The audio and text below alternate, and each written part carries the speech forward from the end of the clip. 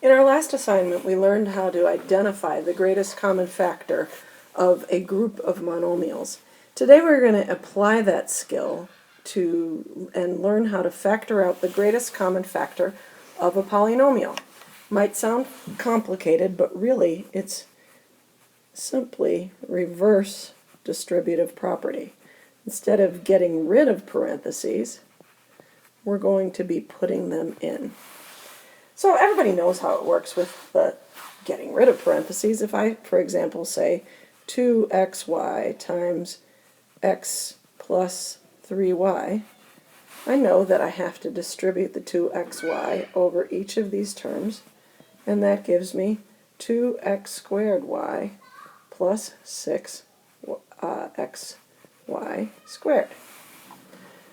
All right, so what we're going to be doing now is looking at 2x squared y plus 6xy squared, for example, and say, how do I get the parentheses back in there? And you can see that there's a clue about what we're going to do when we say the greatest common factor. In this particular example, we already know that the answer is 2xy times x plus 3y.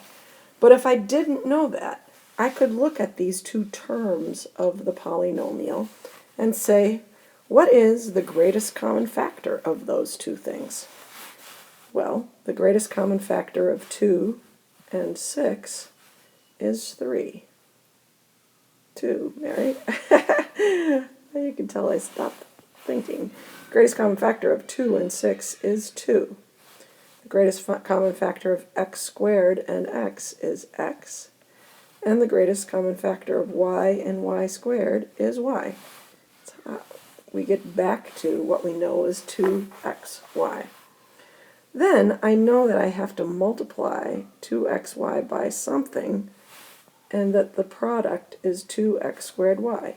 I can say to myself, what's missing?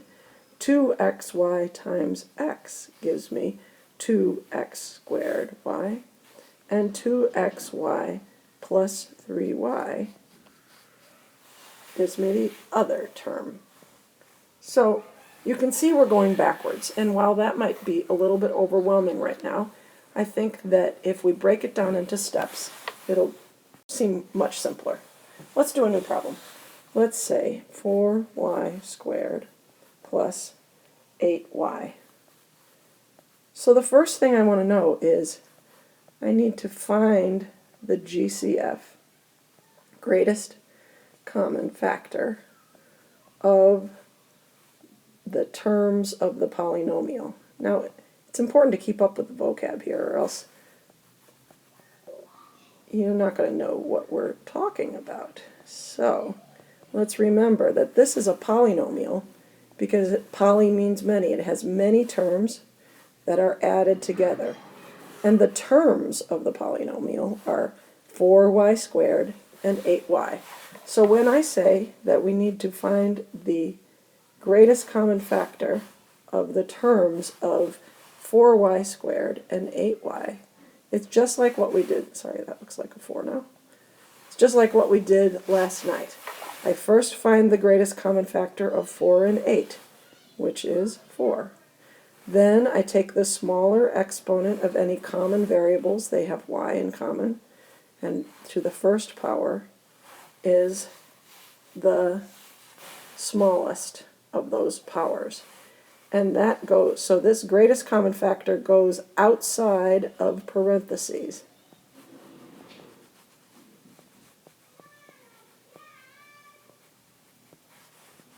Like we just did. Okay, so if I'm looking for this number, this is the GCF. And then I have to figure out, well, what's missing? One way to do that is just to divide each term of the polynomial by the GCF.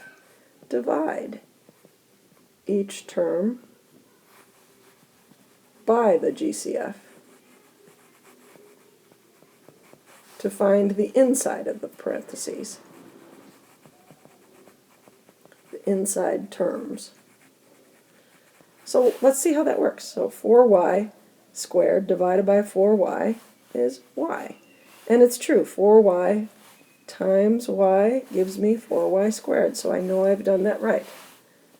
8y divided by 4y is 2.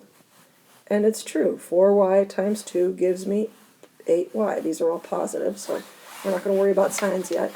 But that's one way to look at it. Some kids, though, when they have 4y, and they know that they've got to get back to these terms, 4y squared and 8y, it's pretty intuitive just to know 4y times y will give me 4y squared. 4y times 2 will give me 8y. I think the more practice you get, that'll be pretty easy. I like to call that just what's missing? What do I need to get back? Sometimes what kids do, a mistake the kids make, is they forget to go back to the first term. They concentrate on the second one. Another mistake I want to say is that if you don't get the greatest common factor, just another common factor, you have, like, let's say we did 2y, then I would need 2y to get back to 4y. I would need 2y to get back to 4y squared. And I would need 4 to get back to 8y. Does this work when I get rid of parentheses? Absolutely.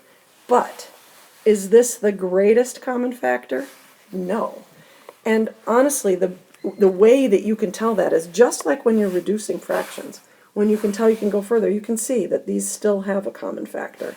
So you didn't get the greatest common factor. That's something you need to be on the lookout throughout this chapter. Practice problems. If I say to you 2x squared y squared minus 12xy, the first thing I need to know is what goes on the outside of the parentheses. So looking at these two terms, I pay attention first to the coefficients. What is the greatest common factor of 2 and 12? Well, the biggest thing that goes into both is 2. Then I look at my common variables. They both have both x and y. So as we've been doing all along, both with integers and with monomials yesterday, we take the smallest power of the common variables. So that's 1. I don't really need to write the 1, but I can. And that's also y. So now I have the GCF. I need to figure out what are the two terms that go inside. So 2xy times what gives me 2x squared y squared? Well, I don't need anything in the coefficients because 2 times 1 is 2. I need an x here because x times x will give me the x squared. And I also need a y here because y times y will give me the y squared. This is minus 2xy times what will get me back to 12xy. The only thing I'm missing is 6. Okay, what if I say ab squared minus a squared b? Okay, well, on the outside of the parentheses, I have a's and b's both in common, the smallest power being 1. So ab times b minus a will get me back to ab squared minus a squared b. And then one that looks a little bit funny, but actually pertains to homework today, pi r squared minus 2 pi r. Well, pi actually works just like a variable because it is a variable. It's a symbol that represents a number, even though that is an irrational number. But still, I can look at this and I say, what do they have in common? Well, the coefficients, the greatest common factor of the coefficients is just 1. They do, however, have pi in common, so I put pi on the outside of the parentheses. They also have r's in common. And how many r's do they have in common? Well, the smaller exponent is 1, so it's pi r times what gives me pi r squared? Well, I need another r. There's an r missing because it's pi to the second here, and this is only pi to the first. Pi r times what gives me 2 pi r? That's my second term here that I'm trying to get back to. It's missing a 2. Okay, so this leads into the application that is related to geometry of your homework problems. They're area problems, and I don't know how well I can draw a good diagram, but if this is a circle and this is a circle, and pretend they're perfect circles, and they fit inside of this rectangle perfectly, and that is called R, and that is called R, and these parts are shaded in. Oh, it's easier to shade with my stylus than on the blackboard. Okay, so it's not straight or perfect, but you get the idea. So the question is, what is the area of the shaded region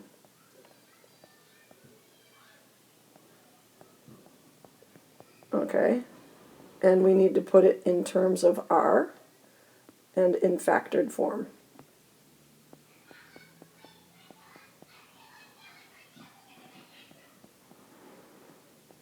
Factored form.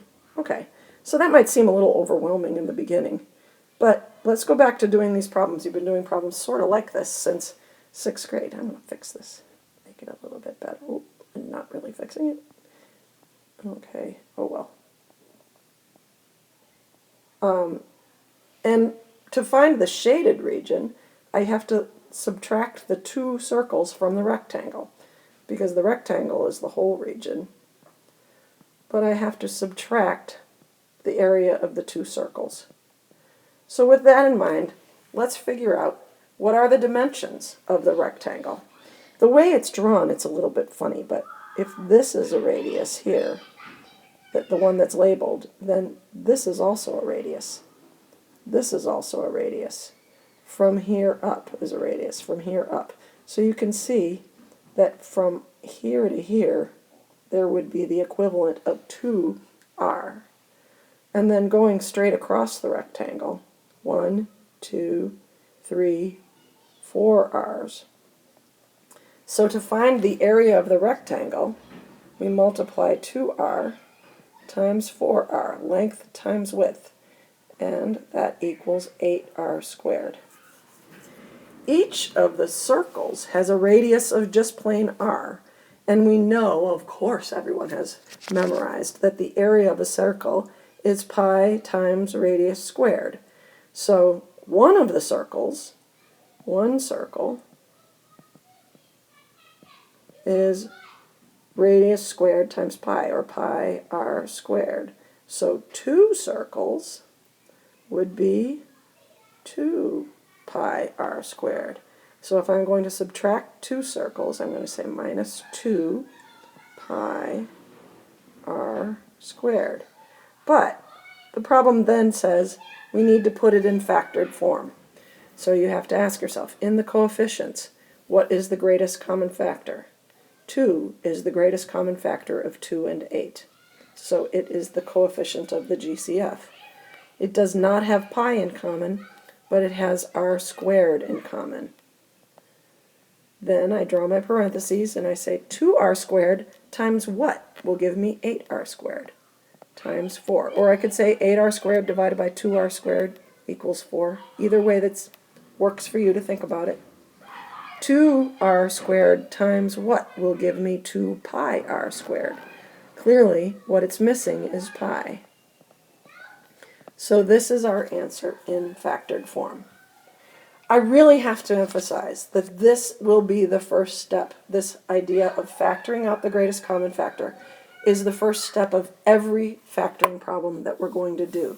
So this is an essential skill for the unit. Practice hard.